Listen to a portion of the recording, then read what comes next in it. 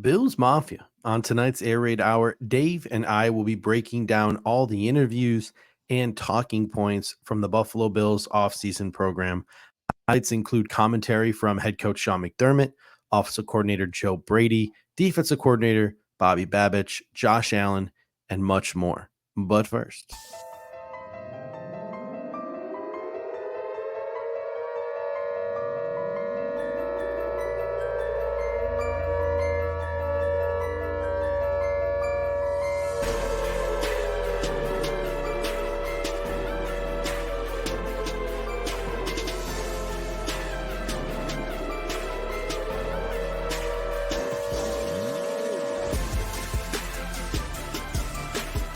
Welcome to the Air Raid Hour, a Cover One Network podcast. Here are your hosts, Judge Mathis and Tilt Money. welcome in, ladies and gentlemen, to the Air Raid Hour presented by Picasso's Pizza and the Cover One Sports Network.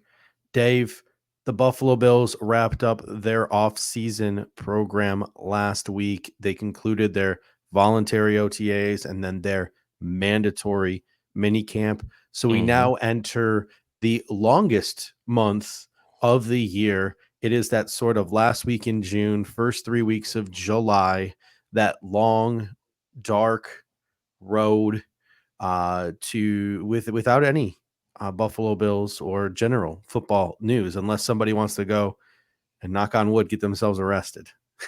Or make a trade. We'll see. Yeah, I Oh, mean, Brandon Ayuk action.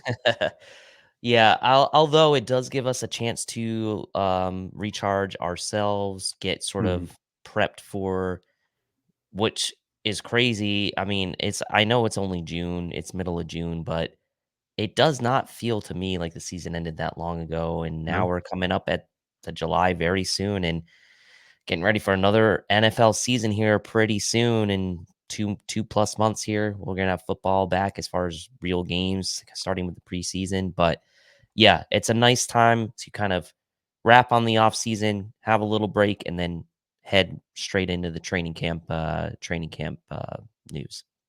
So let's get into it tonight. We're going to be wrapping up all 3 weeks of OTAs plus the mandatory minicamp. We've scoured the interviews. We've looked at some of the beat reporters and the talking points across various different articles and podcasts, et cetera. And we're gonna summarize what we think are some of the important things this evening. And I want to start with Sean McDermott. Now, Sean McDermott historically has mastered the art of coach speak. So you're not going to get a lot out of Sean McDermott, but Kaiir Elam pointed out that one of the things that Sean McDermott has preached to the guys is, listen, 40% of this team is brand spanking new. And this is not something we as Buffalo Bills fans are sort of accustomed to, at least not the past half decade or so.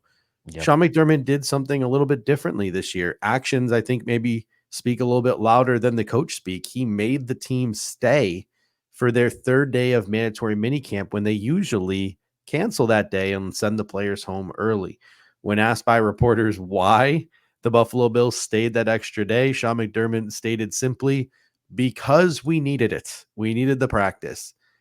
Cause for concern at all that the Buffalo Bills didn't feel the need to cancel this last day of mandatory minicamp? Not at all from me personally. I mean, look, you said it, 40% of the team is new. These guys have limited time now with the new CBA arrangements to have these activities together. Obviously, the practice times and everything that has been shortened down. There's one less preseason game. If you have a veteran team that's largely the same, yes, maybe you don't need that. A team where nearly 50% of the contributing roster or 40% of the contributing roster is going to be new faces, especially the faces catching the ball from Josh Allen. As this Bills team goes through this transition, this next iteration of what I'll call, MCU had its phases, right? Phase 1, phase 2, like we are in the Josh Allen phase 3, I think, of his era, of his phase now. So it is needed. I don't read into it as anything more than let's get more reps. These guys need it. The other 60% who have been there need to step up and kind of set an example of the culture, set an example of sort of what the expectation is. And Mhm. I think having that extra day would really go a long way in doing that. So for me, absolutely zero concern from that. And there's a rash of injuries going through One Bill's Drive right now. If you head on over to Banged Up Bills and his blog, he breaks down all the various different injuries. It's nothing serious. I mean, Khalil Shakir went down and he missed the rest of mandatory minicamp, but he's expected to be back for training camp. You got a majority of your guys sort of on exercise bikes or only doing limited this, limited that.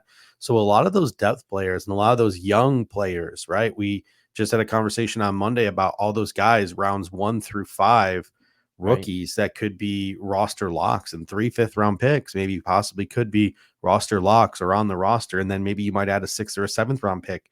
Not something you typically see from the Buffalo Bills.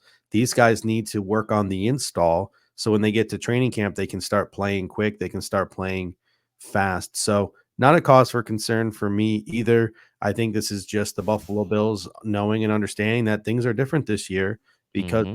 so many new faces. So let's start the conversation this evening with the offense. And let's start with offensive coordinator Joe Brady. He made some waves with some of the comments that he made in his OTA press conferences. One of his notable quotes was, "This is Josh Allen's offense." And that is something that really stuck and resonated with me. I know it really stuck and resonated with a lot of people on social media. Dawson Knox, when he was made available to the media with Connor McGovern, he went even further and mentioned that Josh Allen is practically living in Joe Brady's office and they are talking and communicating all the time about what Josh likes and what Josh doesn't like. And Joe Brady is taking the feedback from his players, quarterback included, and he is sort of using that to tweak and implement and install this new look Buffalo Bills offense. And one of the things from hearing from various different players, from Khalil Shakir to Dalton Kincaid to Dawson Knox to Josh Allen, you get the vibes from hearing from these players. They speak about Joe Brady as they just seem like they are bought into whatever it is that Joe Brady is trying to sell right now. We talk a lot about execution on the football field, right? Making the difference between success and not. But Mhm, when you have an organization, when you're in the NFL and when the roster's so large and the coaching staffs are so large when you compare it to other sports like the NBA where you have a 12-man team, 5 or 6 coaches. You have baseball, which is probably the next largest with 25-man roster, right? One, then several coaches. Football, you're talking about 53 guys that are on the active roster, plus practice squad, plus all the position coaches, plus, the assistants, etc. Like the vibes, the chemistry between players and coaches has to work, right? It's one of the ingredients, right, in the recipe for success for a football team. How much does it weigh from each team to each team? That depends, right? I think in some cases when you have certain, players on the field, you can kind of have less maybe chemistry between players and coaches. But this year, I think is really important for the Bills and for Joe Brady and Josh Allen to have that chemistry, have those vibes together. We know Josh Allen was a supporter of Ken Dorsey. That's no secret. But it seems like there is more of a two-way communication happening now between Joe Brady and Josh Allen, who's the leader of this team, mhm, than we've heard in the past, and even maybe even going back, this maybe didn't even happen with Brian Daboll either, right? Because that was a little bit more of like a sort of seniority, young player at the time. Josh is now a seasoned veteran. He is, right? mhm, And Joe Brady had a stint as an offensive coordinator. This is now another chance for him. So these vibes seem to be working right now between Allen and Brady, and um it's good to hear all this stuff, but now mhm. that that has to kind of translate to on the field, right? Yeah. That's the big question. Will it translate to on the field with all these new faces? So check the box for now. It's Mhm. good, but now we have to see it translate. Yeah, and Brady highlighted all those things that sort of need to translate. He talked about the importance of understanding what the players are capable of, and then tailoring the offense accordingly, because it's going to look a lot different. There's a huge void left by Stephon Diggs, that alpha receiver, no longer being a part of this offense. Gabe Davis, a guy who was a part of this offense for 4 years, no Mhm. longer here. And Brady sort of mentioned that the day he was speaking to the media, he talked about how Josh Allen and the other quarterbacks were focusing that day on connecting on some of their shorter routes. Yep. So maybe that's a little bit of a hint at some of the schematic changes the Bills offense in the Bills offense that we might see or be seeing in the year 2024. Yeah, and here's the thing, right? As good as the Bills' offense was, at times it did look like they were laboring, and Mhm. Josh Allen obviously can mask a lot of that. They were the number 1 third down offense in the NFL last year, conversion rate just under Mhm. 50%. But at times it did not feel like that, right? At times it felt like the offense just couldn't get it going, and because we look at these other teams and we're like, God, it's so easy for these teams to just give these layups to their tight ends or to their running backs out of the backfield. And it's like, why can't the Bills do that? Some of these shorter passes, some of these concepts, some of these changes in schematics maybe are an effort to take some of the stress off of Josh Allen having to be Superman on every single play or bail the Bills out on every single third and long. Like, make it easier for your star quarterback. We know he's so talented and he can mask a lot of issues and he can make plays off script, but like, why not make it easier on him too, Mhm. right? So I hope that is something that the Bills kind of lean into. You don't want to become a dink and dunk offense, and I'm not saying No. that's what they will become, but you Mhm. want to be efficient. You want to have easy plays that are get guys in rhythm, get them into the game, build some momentum, right? And that's what we're Mhm. talking about here. Yeah, you mentioned sort of efficient plays and setting up maybe some of the bigger plays by putting yourself in more advantageous positions. I was just listening to the bootleg football podcast with Brett Coleman and EJ Schneider the other day, and it was Buffalo Bills episode, and they Mhm. talked about the 2023 season and the differences between Ken Dorsey and Joe Brady, and a lot of the things that they were saying in this podcast mirrored some of the things that you heard from guys like Eric Turner and Anthony Prohaska all year long, where Ken Dorsey was a really good play designer, but it just seems like Joe Brady is a really good play caller, and he understands better how to sequence plays and how to have plays build off of one another. The offense, I think, in 2024 is going to transition to an offense that cares more about sustaining longer drives and maybe lessening the number of explosive shots that they take, but make sure that those explosive shots are still there, they're targeted, and even though they are taking less of them, the hope is that you will hit on them at a more efficient rate because of all the other things that you are doing, establishing the run, using Josh Allen as a runner, more Mhm. underneath stuff that we just had talked about previous that Joe Brady was talking about installing. I think that is going to be the biggest change you see Josh have to make under Joe Brady.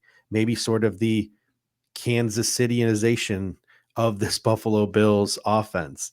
I mean, I think Connor McGovern even slipped up a little bit. He mentioned like, "Hey, we're going to run the ball more this year," and then he kind of like froze and was like, "Oh shoot, did I just say that?" Like, so I don't think It's the okay, Bills Connor. Don't worry. and Everyone's talking at this time of year. we had this conversation too. Like, we think the Bills are going to run the ball more in 2024. It doesn't mean they're going to run the ball like the like a team from 1994, right? Like, they're still going to be a predominantly pass team, but you might see more of an emphasis on putting yourself in more advantageous positions.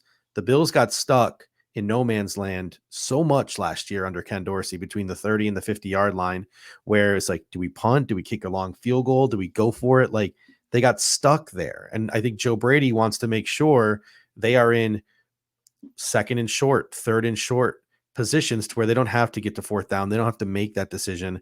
They can get closer, hope for the touchdown or kick field goals, and just keep continuing to put points and points and points on the board. Yeah, or even in getting into 4th and 2s or less or 4th and Mm-hmm. 1s, like, the Bills are gonna go for those more times than not.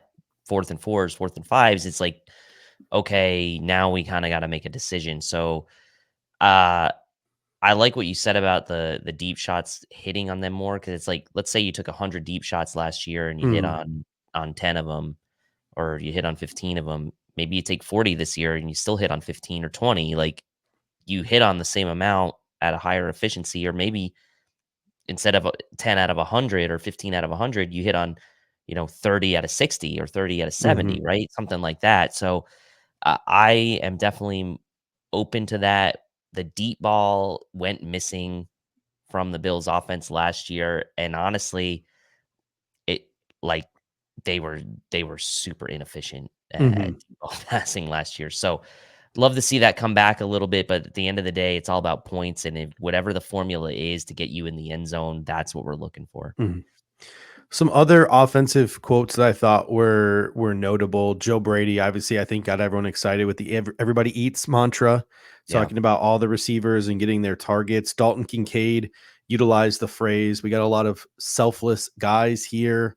Khalil Shakir said, "What goes around comes around," meaning, hey, you go run a go route 15 times, you got to be prepared because one of these times that go route is going to come your way, and you got to be prepared to make that one play when the ball comes your way. Khalil Shakir also talked about learning every position, learning the X, learning the Z, learning the slot, being versatile. And he mentioned other receivers having to learn multiple positions and be versatile. So, sort of the chess piece at the wide receiver position. And then Dawson Knox was talking about exploiting the matchups and the advantages that 12 personnel brings you. Hey, you want to play nickel on us? We'll use our two tight ends and we'll run the ball down your throat. Oh, you want to play base against Yep. us? You want to put me or you want to put Dalton Kincaid on a linebacker? Good luck. We're going to beat you over the top in the passing game. The mantra of wide receiver by committee, the idea of varied personnel packages going from, 10 to 11 to 12, just mixing and matching throughout offensive series, a more Kansas City like approach.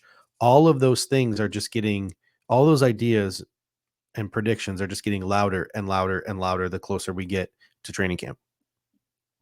Yeah, and I like the talk about exploiting the matchups in that, depending on like the personnel packages. Whereas it felt like more with Ken Dorsey, and this has been reported as well, is like he was just trying to have a beater for every single play, no matter the personnel, right? And like Mhm. sometimes you just gotta like make it simpler, right? And you just say like this is what we're gonna do personnel wise. We're not gonna try to necessarily make it too complicated for these guys, but instead we're going to dictate it more based on the matchups and sort of what we're seeing on the other side of the field than we are trying to just like make sure we have an answer on every single route combination for every single play. So I like hearing that. I think making it simpler conceptually should help. It should help guys play faster. It should help the mental side of the game, right? And so again, like you said, louder and louder. Like those are the things we want to continue Mhm. to hear right now, and hopefully, again, it will translate. Any final thoughts sort of on the offensive side of the ball before we move on to the defensive side of the ball? No, but I do think what you see is it is going to be at least based on all these quotes we've just talked Mhm. about, and right based on the personnel the Bills have, it is going to be. It feels like it's going to be a wide receiver by committee approach here. Um, you know, it's not the days of old where you had that sort of running back who was 3 down back, did everything, and, like, those days were gone for the running back now, right? Mhm. It went to this running back by committee sort of approach where you had, like, your early down guy, you had your pass catching guy, your two-minute guy. The wide receiver room for the Bills this year kinda feels like it's going that direction, like, wide receiver by committee, a lot of guys are gonna contribute. Expect Kincaid to kinda be the leader of that group, but, Mhm. yeah, I think the Bills getting used to Stephon Diggs getting 115, 110 catches a year, like, I think we're gonna see something a lot different this year with this Bills offense. Onto the defensive side of the ball, we had a chance to hear from new defensive coordinator Bobby Babich. He discussed how he was pursued by multiple teams to be their defensive coordinator this offseason, teams including the Miami Dolphins and the New York Giants. Those two were publicly released by sort of insiders, guys like Adam Schefter, etc. There were other teams that wanted to speak to him about their defense coordinator positions as well. He decided to keep those teams anonymous. The players, in talking about Bobby Babich, they all point to one thing, and that is his energy. Like every single one of them was like, this dude seems like he just chugs a 5-hour energy the second he wakes up. He's just so full of life, so full of energy. All the players sort of rave about that. This dude just talks like a future head coach. The mannerisms in which he speaks and the way in which he speaks, like minute by minute approach, was something he emphasized. He just sounds like somebody who's going to be a head coach sooner rather than later in the National Football League, especially if this Buffalo Bills defense can have some success. Still no answer to who will call the defensive plays this year. Babich stated, hey, you're never ready until you're actually in the position to be able to do it, but he's confident that he is prepared and ready to call the plays if asked by Sean McDermott. He also said it's the same defense, which was a line that stuck out to me, maybe hinting that there will be fewer sort of changes than maybe we may think. What are your thoughts on Babich as the defensive coordinator, the comments he made during his press availability during OTAs, and should he be given the opportunity to call the defensive plays? Well, sir, first on that last point, right, about it being the same defense, I think that's fine, right? Because we saw a little bit of the philosophical shift the year prior with McDermott calling the plays when Leslie Frazier no longer there. So if you're kind of taking that same defense that McDermott sort of had his fingerprints on a year ago, I think that you are in good shape, right? We have to remember all the injuries the Bills had on defense last year, notably to Milano, obviously Trey White and Daquan Jones missed the better part of the season. So I think that's fine. I think that's good, right? And I think that helps for the guys coming back looking to build on good seasons from a year ago, like AJ Epinesa and Terrell Bernard, right? Christian Benford as well. So to me, that's all good. As far as him calling the plays, I think this is one of those situations where it's like if you're Sean McDermott, right? When you started this thing, you brought in your sort of like experienced coordinators. You had Leslie Frazier, you had Brian Dable. You kind of went a different direction with Ken Dorsey at offensive coordinator. You go, that didn't work out. Now you kind of have this like coordinator group. You have Joe Brady getting his second stint, still pretty young. Babich now his first stint here. Don't know if he's going to call plays. I would, if it was me, I'd let him do it, right? If I was Sean McDermott, I'd give him the chance, right? I'd show the confidence in him.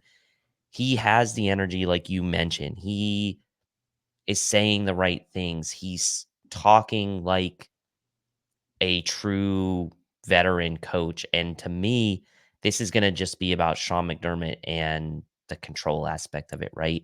It's his defense still. We know that. How much of it really matters, whether he's calling the plays or whether it's Babich, right? So I would let him do it. Maybe some people would disagree with me, but for me, I would let him do it just based on the things I've been hearing from him. It's so easy to get behind this guy and give him a chance. Like, I feel like you root for a guy like this, and he's not saying anything that would give me pause. So I would give him the shot to do it. And you think about it too, Sean McDermott, his job as the head coach is to make sure that the entire football team is ready to go on Sunday. And you have a lot of new faces on offense. You have all these new special teams rules that you have to sort of wrap your head around and figure out. There's a lot of supervising going on. So giving Babich the opportunity to call plays, knowing that you'll be there to guide him and to put in your 2 cents and all those various different things, I think it would behoove Sean McDermott to give Bobby Babich the opportunity to call those plays this year, or at least let him do it in the preseason. Yeah. And, go from there in terms of week 1. But speaking of McDermott, he had some conversations with the media about some of the Buffalo Bills new players. He said he's looking forward to integrating new defensive players, guys like Mike Edwards at safety, Austin Johnson at defensive tackle. He praised sort of their veteran professionalism. He praised their potential fit in the team's scheme.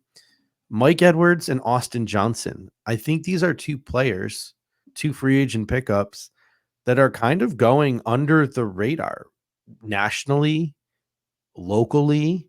And these are 2 guys that maybe by the end of the season, we could be looking at and saying like, wow, these guys were like part of the backbone of this Buffalo Bills defense. Yeah, I mean, Austin Johnson, we know is going to contribute, right? Because the Bills are going to still have that rotation. Those top four guys are going to get plenty of playing time. Edwards is the guy that's probably been forgotten about because one, he's been battling through that shoulder injury, so he didn't really participate in minicamp. But prior to the Bills drafting Cole Bishop, it was like, hey, we know Mike Edwards was another one of those guys on Eric's sort of free agent, sort of whatever, like the one pass sort of free agent preview list, right? That had all the in-depth analysis on guys who could fit as free agents. And Mike Edwards was one of those guys. Played on a Super Bowl, 2 different Super Bowl teams. We know Aaron Quinn was a big fan of his play as well. And as a fit, it makes a lot of sense. And I think people forgot about him because the Bills drafted Cole Bishop. But again, having those 3 safeties, we know how important it is for the Bills to have that because of what we've seen happen with injuries the past couple years. Taylor Rapp was supposed to be kind of like that third guy and ended up playing tons of meaningful snaps a year ago. And so I expect Bishop, Edwards, Rapp all to get meaningful playing time this season. And Edwards, again, is the one guy who's probably the best center fielder out of the entire safety group. So could have a really big role on this team, and not just a big role, but he can make some big plays for this team too, taking the ball away, playing that center field. So I'm with you. And I think people have probably discounted him or haven't been talking about as much because of that shoulder injury he's going through right now. A lot of people want to talk about Chase Claypool, and that sort of was the big talk, especially early on in OTAs. But to me, I think the most promising sort of under the radar story is that of Kaiir Elam. Like Yeah. he had a couple of interceptions during the media portions of these OTA practices. He's gotten a chance to run with the ones because, according to Rasul Douglas, he just skips the voluntary OTAs every year. He had no idea that his contract was up, and I know you were laughing about that on Monday. But Kaiir Elam made the comments to the media. He's playing fast. He's playing free. He's trusting his technique. He's got a positive mindset.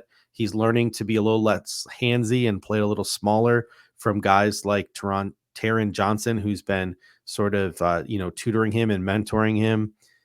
This is a guy who could take advantage of an opportunity if it arises, if Christian Benford gets hurt, if Rasul Douglas gets hurt and he has to go onto the football field. He could really take advantage of this opportunity. And he even said about Bobby Babich, he treats everyone fairly and equally, maybe taking a shot at some coaches that might no longer be in Buffalo with that statement. But maybe it's the fan in me, but I think the Bills might still have something here in Kaiir Elam.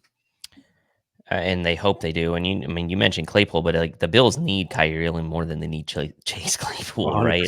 Yeah. So they need it not just for validation, right, of the draft pick, but they need it because from a positional standpoint, that's a much bigger need as like a CB3 potentially, or even a CB2 of the future beyond 2024, depending on what happens with Rasul Douglas. So it is a big opportunity for Kaiir Elam in 2024 to get playing time, which I think he will.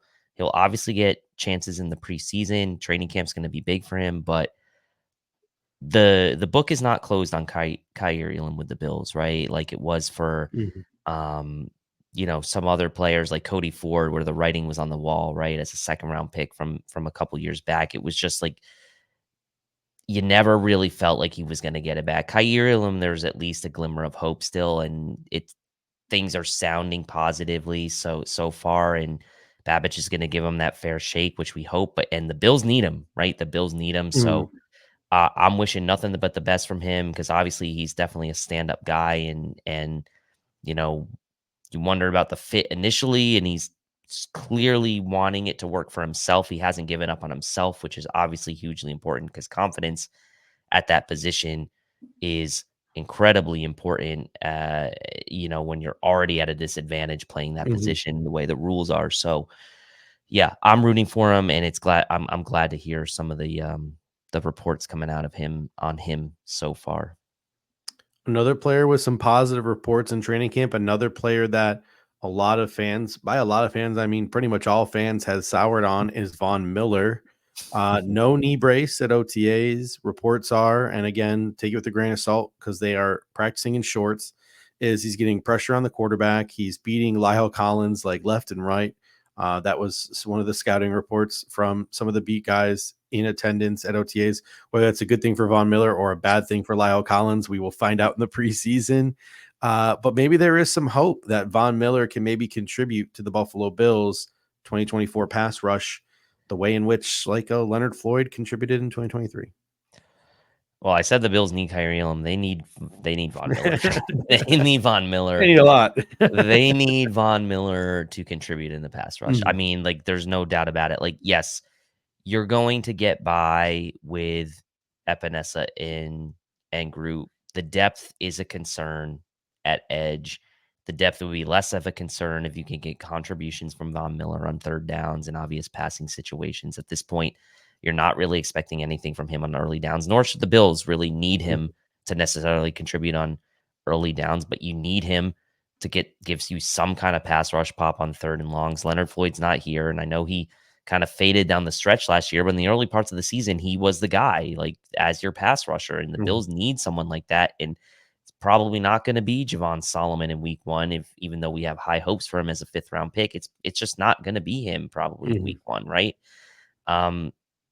And Von Miller, if he's healthy, he's probably still the best pass rusher on the team. So the Bills need him. I hope that he can contribute. At this point, I would be more upset if he wasn't beating Lyle Collins, because I really don't care how Lyle Collins is performing in training camp. Personally, it just does not matter to me. I want Von Miller to be beating him, and I want it even here at times. Von Miller beating Spencer Brown, like, I'd be happy with that as well. Obviously, big expectations for Spencer Brown building off his best season as a pro, but like, I want to hear some reports of Von Miller beating Spencer Brown at some point during training camp, and I don't think Bills fans should be upset about that if that happens, to be honest.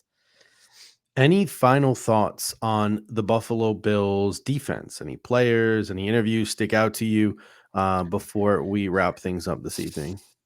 No, I mean, the main stuff about Babich, right? And how is this all going to come together with guys coming back from injuries, a few new faces, but largely the defense, opposite of the offense, right? Where you have a whole new receiving core, essentially. Cole Bishop, yes, he's a newcomer. Yes, you've got Matt Milano coming back from injury, but like, the core of this defense is still, outside of the safeties, largely the same as it was a year ago with guys coming back from injury. So the safety position, I think, to me, is going to be the one to watch in camp. How do those guys handle themselves? And then obviously Von Miller, let's see what happens with him as well. Then we'd be remiss not to talk about a little bit about special teams before we leave here. It's intriguing, right? Special teams this offseason and heading into training camp will be intriguing. There are opportunities for guys to make this roster. Hey, Chase Claypool, you look good in shorts. Can you look good when the pads come on? And if you can look good, can you also contribute as a gunner and do things on special teams? Hey, Darrington Evans, can you make an impact on this new kick return? And if so, can you make enough of an impact for the Bills to consider cutting a guy like Ty Johnson? The new kickoff rule is adding some different layers to special teams this year. Do we keep extra linebackers? Do we keep extra safeties? Do we keep extra wide receivers? Like, all those various different things, those talking points, we won't be able to answer until we get to training camp, but they are things to keep an eye on. Yeah, and that's why probably another one of the reasons we have fewer roster locks on our Monday show than we had in years past, on top of the fact that you have a ton of new faces. So camp is going to be maybe the most interesting one we've had in a couple years with the Bills. And the last thing you want if you're a championship caliber football team is to have questions surrounding your specialists. But the Buffalo Bills, unfortunately, are going to have some questions surrounding their specialists this year. It looks like we're going to go into another training camp with a punter battle between Sam Martin, the guy who the Buffalo Bills allowed his contract to guarantee, and Jack Browning, the undrafted rookie free agent out of San Diego State. And Browning has a legitimate shot of usurping Sam Martin in training camp. One of the big talking points of OTAs, when Jack Browning was holding for Tyler Bass, he was 7 of 7 during one of the early OTA practices. When Sam Martin was holding for Tyler Bass, he was 3 for 8 and had one of his worst days of OTAs. So holding on kicks is something that we unfortunately have to keep our eyes on heading into training camp the new kickoff rule with Jack Browning being able to kick as well as punt can take some pressure off of Tyler Bass there, allow him to focus on field goals, not risk himself to injuries. We could have a legitimate punter battle on our hands come training camp. Yeah, we could. And the fact is like kickers are head cases too, man. And it's like the hold could honestly be pretty much the same. And like just in their head, they just feel like they can kick it better with one guy over the other. And so, like, to me, if it's making that much of a difference on Tyler Bass's kicking, like maybe Jack Browning is a slightly lesser punter than Sam Martin. I don't care. Like, let him, like, he can make the team. Like to me, if the punting is equal, then it comes down to the holding and how Tyler Bass is performing with each of these guys. So yes, the punter battle, but could the punter battle really come down to holding? That's the interesting thing. And because, you just mentioned Tyler Bass, he's practically uncuttable. It is a $4.3 million dead cap this year on top and what's of the alternative? A $3 million dead cap. Like, we don't want to get to a point where we're 2 weeks into preseason and the Bills are signing a veteran street kicker to come in because their kicker can't get it. Their kicker that they can't cut can't get it done. Like, you don't want to be eating $4 million in dead cap this year, $3 million next year, and signing some rando veteran off the street because your kicker is a head case, right? So whatever the Buffalo Bills got to do to get Tyler Bass right, that's a decision they have to make, because that would make for a really uncomfortable training camp if we are sitting here having long, drawn out conversations about whether Tyler Bass needs competition, because he needs to get it right, because that contract is just uncuttable. Yeah, I mean, and again, who's out there that the Bills could sign? I don't even know. And they'd be looking at like UFL guys like Matt McCrane, probably. I know Jack Bates just got signed, but like a guy like McCrane who kicked well in the UFL would probably be one of their first calls. Like, it's not a pretty picture out there. Yeah, and you're going to end up having to come in and kind of, again, just kind of reestablish establish confidence. And so Bass isn't going anywhere, at least again, maybe this will show up on Freezing Cold Takes and will be our second stint on there. But I would be willing to bet he is not going anywhere. All right, ladies and gentlemen, thank you so much for joining us this evening. We will be back on Monday night with our way too early 53-man roster projections. Until next time, Dave, go Bills. Go Bills. Thank you for watching tonight's episode of the Air Raid Hour. Make sure to hit that like button on the way out. If you are catching the show on demand, leave a reply in the comments section and we will respond over the course of the week. You can always listen to every episode next day on all major podcasting platforms, including Apple Podcasts and Spotify, by searching Air Raid Buffalo. Thank you for your continued support, and as always, go Bills!